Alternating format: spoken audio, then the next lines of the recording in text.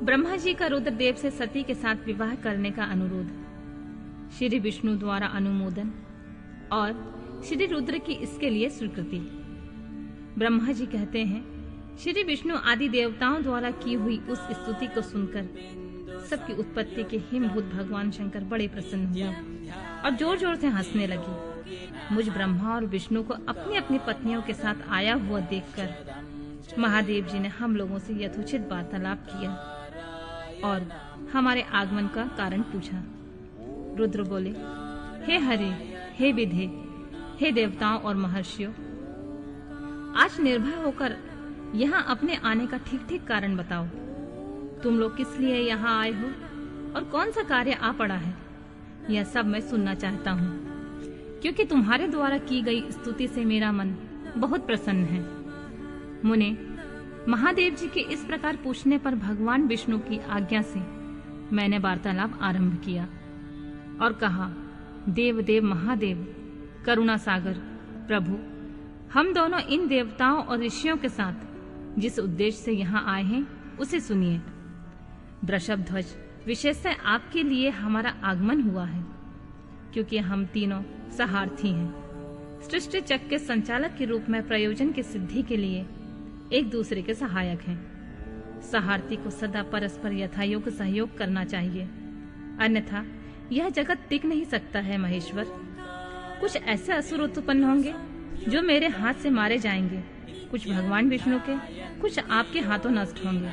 महाप्रभु, कुछ असुर ऐसे होंगे जो आपके वीर से उत्पन्न हुए पुत्र के हाथ से ही मारे जा सकेंगे। प्रभु, कभी कोई विरले या असुर ऐसे होंगे जो माया के हाथों द्वारा वध को प्राप्त होंगे। आप भगवान शंकर की कृपा से देवताओं को सदा उत्तम सुख प्राप्त होगा। घोर असुरों का विनाश करके आप जगत को सदा स्वास्थ्य एवं अभय प्रदान करेंगे।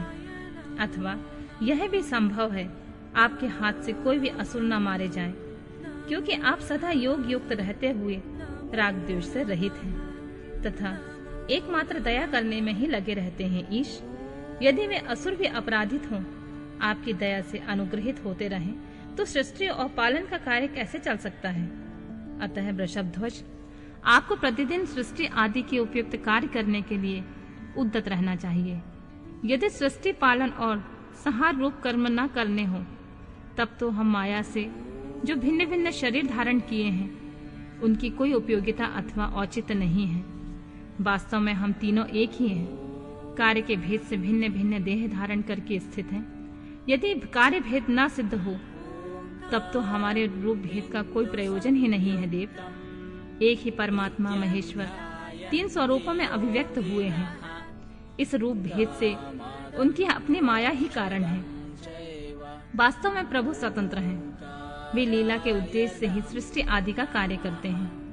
भगवान श्री उनके बाएं अंग से प्रकट हुए, मैं ब्रह्मा उनके दाएं अंग से प्रकट हुआ हूँ और आप रुद्रदेव उन सदा शिव के हृदय से अभिभूत हुए हैं। अतः आप ही शिव के परिपूर्ण रूप हैं। प्रभु, इस प्रकार अभिन्न रूप होते हुए भी हम तीनों रूपों में प्रकट हैं। सनातन देव, हम तीनों उन्हीं भगवान सदाशिव और शिवा के पुत्र हैं। इस यथार्थ तत्व का आप हृदय से अनुभव कीजिए।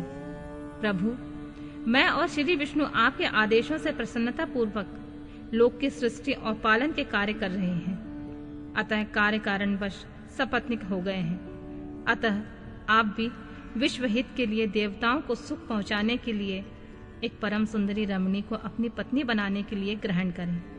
महेश्वर, एक बात और है, उसे सुनिए। मुझे पहले के वृतांत का स्मरण हो आया है। पूर्व काल में आपने ही शिव रूप में जो बात हमारे सामने कही थी, वही इस समय सुना रहा हूँ। आपने कहा था, ब्राह्मण, मेरा ऐसा ही उत्तम रूप तुम्हारे अंग विशेष ललाट से प्रकट होगा, जिसकी लोक में रुद्र नाम से प्रसिद्धि होगी। तुम ब्रह्मा सृष्टि करता हो गए, श्री हरि जगत का पालन करते हुए, और मैं सगुण रुद्र रूप होकर संहार करने वाला होऊंगा। एक स्त्री के साथ विवाह करके लोक के उत्तम कार्य की सिद्धि करूंगा। अपनी कही हुई इस बात को याद करके आप अपनी ही पूर्व प्रतिज्ञा को पूर्ण कीजिए। स्वामी, आपका यह आदेश है कि मैं सृष्टि करूं, श्री हरि पालन करें और आप स्वयं संहार के हेतु बनकर प्रकट हों। सो आप साक्षात शिव ही संहारकर्ता के रूप में प्रकट हुए हैं। आपके बिना हम दोनों अपना अपना कार्य करने में समर्थ नहीं हैं। अतएव आप ऐसी कामनी को स्वीकार करें जो लोक हित के कार्य में तत्पर रहे। शंभु जैसे लक्ष्मी भगवान विष्णु की और सावित्री मेरी सहधर्मिणी है, उसी प्रकार आप अपनी जीवन सहचरी प्राण वल्लभा को ग्रहण कीजिए। मेरी यह बात सुनकर लोकेश्वर महादेव जी के मुख पर मुस्कुराहट दौड़ गई। वे श्री हरि के सामने मुझसे इस प्रकार बोले, ब्राह्मण, हरे, तुम दोनों मुझे सदा ही अत्यंत प्रिय हो। तुम दोनों को देखकर मुझे बड़ा आनंद मिलता है। तुम लोग समस्त देवताओं में श्रेष्ठ तथा त्रिलोकी के स्वामी हो। लोक हित के कार्य से मन लगाए रखने वाले तुम दोनों का वचन मेरी दृष्टि से अत्यंत गौरवपूर्ण है। किंतु सुरश्रेष्ठ गण, मेरे लिए विवाह करना उचित नहीं होगा, क्योंकि मैं तपस्या में संलग्न रहकर सदा संसार से विरक्त रहता हूँ और योगी के रूप में मेरी प्रसिद्धि है, जो निवृत्ति में सुंदर मार्ग पर स्थित है। अपने आत्मा में ही स्मरण करता आनंद मानता हूँ। निरंजन है, जिसका शरीर अबभूत हो, जो ज्ञानी, आत्मदर्शी और कामनाओं से शून्य है, जिसके मन में कोई विकार नहीं है, जो भोगों से दूर रहता है तथा जो सदा अपवित्र और अमंगल वेशधारी है। उस संसार से कामने से क्या प्रयोजन है? यह इस समय मुझे बताओ तो सही। मुझे और सदा केवल योग में लगे रहने पर भी आनंद आता है। ज्ञानहीन पुरुष ही यह ज्ञान को छोड़कर भोग को अधिक महत्व देता है। संसार में विवाह करना पराये बंधन में बंधना है। इससे बहुत बड़ा बंधन समझना चाहिए। इसलिए मैं सत्य सत्य कहता हूँ, विवाह के लिए मेरे मन में थोड़ी सी भी अभिरुचि नहीं है। आत्मा ही अपना उत्तम अर्थ अथवा स्वार्थ है। उसका भली भांति चिंतन करने के कारण मेरी लौकिक स्वार्थ में प्रवृत्ति नहीं है। तथापि जगत के हित के लिए तुमने जो कहा है उसे करूंगा। तुम्हारे वचन को गरिष्ठ मानकर अथवा अपनी कही हुई बात को पूर्ण करने के लिए मैं अवश्य विवाह करूंगा, क्योंकि मैं सदा भक्तों के वश में रहता हूँ। परंतु मैं जैसी नारी को प्रिय पत्नी के रूप में ग्रहण करूंगा, जैसी शर्त के साथ करूंगा, उसे सुनो। हरे ब्राह्मण, मैं जो कुछ कहता हूँ वह सर्वथा उचित है।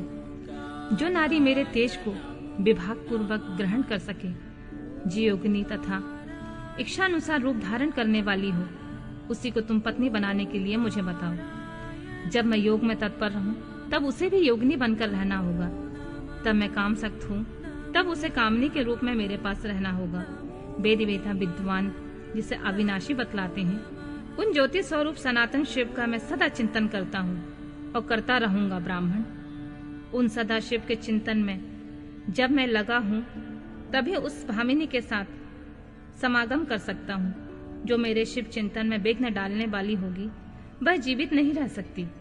उसे अपने जीवन से हाथ धोना पड़ेगा। तुम विष्णु और मैं तीनों ही ब्रह्मा स्वरूप शिव के अंशभूत हैं। अतः महाभागगण, हमारे लिए उनका निरंतर चिंतन करना ही उचित है। कमलासन, उनके चिंतन के लिए मैं बिना विवाह के ही रह लूंगा, किंतु उनका चिंतन छोड़कर विवाह नहीं करूंगा। अतः तुम मुझे ऐसी पत्नी प्रदान करो जो सदा मेरे कर्म के अनुकूल चल सके। ब्राह्मण, उससे भी मेरी एक और शर्त है, उसे भी तुम सुनो। यदि उस स्त्री का मुझ पर और मेरे वचनों पर अविश्वास होगा तो मैं उसे त्याग दूंगा। उनकी यह बात सुनकर मैंने और श्री हरि ने मंद मुस्कान के साथ मन ही मन प्रसन्नता का अनुभव किया। फिर मैं विनम्र भाव से होकर बोला, नाथ, महेश्वर, प्रभु, आपने जैसे नारी की खोज आरंभ की है, वैसे ही स्त्री के विषय में मैं आपको प्रसन्नता पूर्वक कह रहा हूँ। साक्षात सदाशिव की धर्म पत्नी जो उमा है, वे ही जगत का कार्य सिद्ध करने के लिए भिन्न भिन्न रूप में प्रकट हुई हैं। प्रभु, सरस्वती और लक्ष्मी, ये दो रूप धारण करके वे पहले ही यहाँ आ चुकी हैं। इनमें लक्ष्मी तो श्री विष्णु की प्राण वल्लभा हो गई हैं और सरस्वती मेरी। अब हमारे लिए तीसरा रूप धारण करके प्रकट हुई हैं। प्रभु, लोकहित का कार्य करने की इच्छा रखने वाली देवी दक्ष पुत्री के रूप में अवतीर्ण हुई हैं। उनका नाम है सती। सती ही ऐसी भार्या हो सकती हैं जो सदा आपके लिए हितकारिणी हो।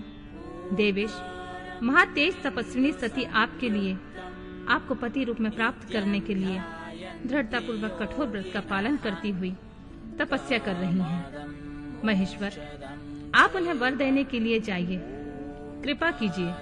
और बड़ी प्रसन्नता के साथ उन्हें उनकी तपस्या के अनुरूप वर देकर उनके साथ विवाह कीजिए। शंकर, भगवान विष्णु की, मेरी तथा इन संपूर्ण देवताओं की यही इच्छा है। आप अपने शुभ दृष्टि से हमारी इस इच्छा को पूर्ण कीजिए, जिससे हम आदर पूर्वक इस उत्सव को देख सकें। ऐसा होने में तीनों लोकों में सुख देने वाला परम मंगल होगा और सबकी सारी चिंताएं मिट जाएंगी, इसमें कोई संशय नहीं है। तदनंतर मेरी बात समाप्त होने पर लीला विग्रह धारण करने वाले भक्त वत्सल परमेश्वर से मधुसूदन ने इसी का समर्थन किया। तब भक्त वत्सल भगवान शिव ने हंसकर कहा, बहुत अच्छा, ऐसा ही होगा। ऐसा कहने पर हम दोनों आज्ञा ले अपनी पत्नी और देवताओं तथा मुनियों के साथ अत्यंत प्रसन्न होकर अपने अभीष्ट स्थान को चले गए।